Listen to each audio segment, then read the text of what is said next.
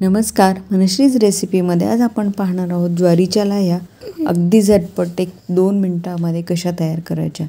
यासाठी आपण गॅसवरती एक कढई छान तापवून घेतली आणि एक वाटीभर अशी ज्वारी घेतलेली आहे। ही आपल्या रोजच्याच वापरातील ज्वारी आहे। जर ज्वारीची साल अगदी पातळ असेल तर ह्या लाह्या अगदी पटापट फुटतात। आणि मी कढई तापल्यानंतर यामध्ये 2 मोठे चमचे ज्वारी पसरवून घातली। 1-2 मिनिटासाठी आपण ही ज्वारी छान या चमच्याच्या साहाय्याने परतवून घेऊया, म्हणजे तिला सारखी उष्णता लागेल आणि हळूहळू या लाह्या फुटायला सुरुवात होईल। तर इथे तुम्ही पाहू शकता यातील मॉइश्चर संपूर्ण वाफेच्या स्वरूपात निघतंय आणि लाह्या फुटायला मदत होते।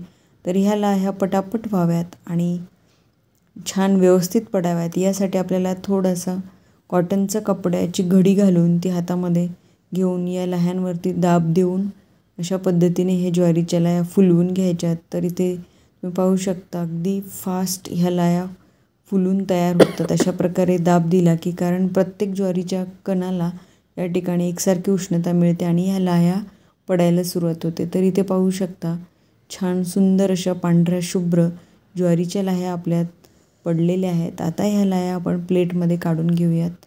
यातील काही कण मात्र तसेच राहतात, त्याची जे आवरण असतं ते फुटत नाही म्हणून त्या लाह्या तशाच राहतात। तर इथे पांढऱ्या शुभ्र अशा ज्वारीच्या लाह्या तयार झाल्या। आता मी तुम्हाला आणखीन एक पद्धत या ठिकाणी दाखवणार आहे। त्यासाठी याच कढईमध्ये मीठ पसरवून घातलं। मीठ गरम झाल्यानंतर यामध्ये 2 मोठे चमचे ज्वारी घेतली आणि ती देखील पसरवून घातली। आता हे मीठ सोबत आपल्याला ज्वारी छान परतवून घ्यायची आहे, म्हणजे जसं जसं मीठ तापेल तसं तसं या ज्वारीच्या कणांना छान उष्णता मिळेल आणि ते लगेचच फुटायला सुरुवात होईल।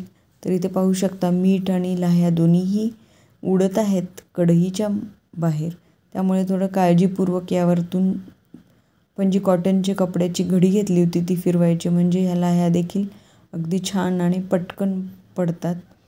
तर इथे हळूहळू संपूर्ण लाह्या या ठिकाणी तयार झालेल्या आहेत। ही गोष्ट मात्र काळजीपूर्वक करायची, कारण मीठ आणि लाह्यांचे चटके आपल्याला बसण्याची शक्यता असते, त्यामुळे वरतून एक प्लेट झाकून ठेवली। आता संपूर्ण लाह्या या ठिकाणी फुटलेल्या आहेत, छान फुललेल्या आहेत या ज्वारीच्या लाह्या। या आपण आता प्लेटमध्ये काढून घेणार आहोत। तर इथे एक चाळण घेतलेली आहे आणि त्यामध्ये आपण मीठ आणि ज्वारी हे जे मिश्रण आहे ते घालूया। या पद्धतीने चाळलं की आपलं लाह्या ज्या आहेत त्या वरच्या बाजूला आणि मीठ खाली पडतं आणि अशा पद्धतीने अगदी सहजतेने आपण ज्वारीच्या लाह्या अशा दुसऱ्या पद्धतीने देखील तयार करू शकतो। तर इथे संपूर्ण लाह्या पाडून झाल्यात।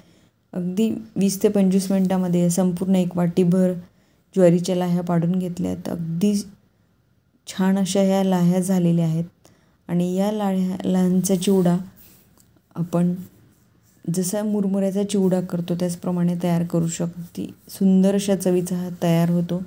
तर मग ही रेसिपी नक्की करून पहा।